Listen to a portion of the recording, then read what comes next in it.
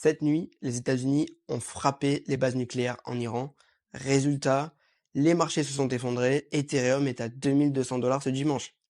Donc attention, c'est pas officiel que les États-Unis sont impliqués dans ce conflit Iran-Israël. Ça le deviendra uniquement s'ils continuent justement d'attaquer l'Iran. Et ça arrivera si l'Iran décide de répondre.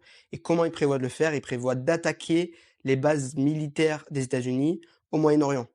Donc personnellement, et ça reste mon avis, je peux me tromper, je pense sincèrement que cette guerre va bientôt arriver à une fin, puisque l'Iran va se rendre compte qu'ils ne peuvent pas répondre à la fois aux attaques israéliennes et aux attaques américaines.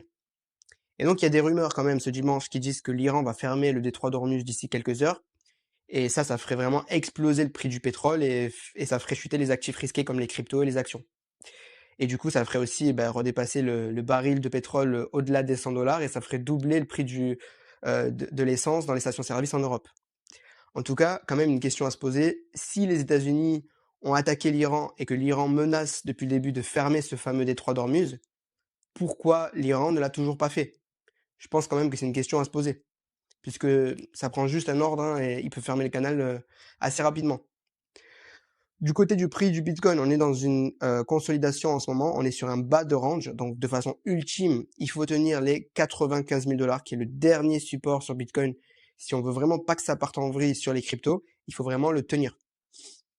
On a vu aussi les compagnies aériennes qui ont fermé temporairement leur vol jusqu'à Dubaï ce matin, qui est une zone de guerre, qui est une zone en fait proche du conflit.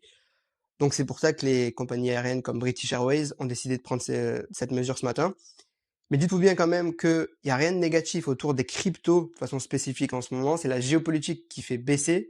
Parce que, à part l'or, le pétrole et les actions d'entreprise autour de l'armement et de la guerre, absolument tout baisse en ce moment. Donc il n'y a pas d'inquiétude vis-à-vis de l'industrie et de l'écosystème des cryptos spécifiquement. Et donc s'il y a une résolution de ce conflit prochainement, les marchés devraient repartir vraiment rapidement.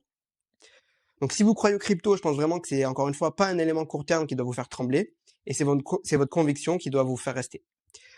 Donc je te recommande quand même de rester branché par rapport aux actualités, tu es obligé de le faire en ce moment, et la meilleure chose que tu puisses faire du coup c'est de rejoindre mon groupe Telegram 100% gratuit, où je te partage les actualités crypto, économiques, géopolitiques chaque jour en temps réel, et je te fais aussi des messages vocaux pour te donner mes conseils d'investisseur crypto depuis 2018.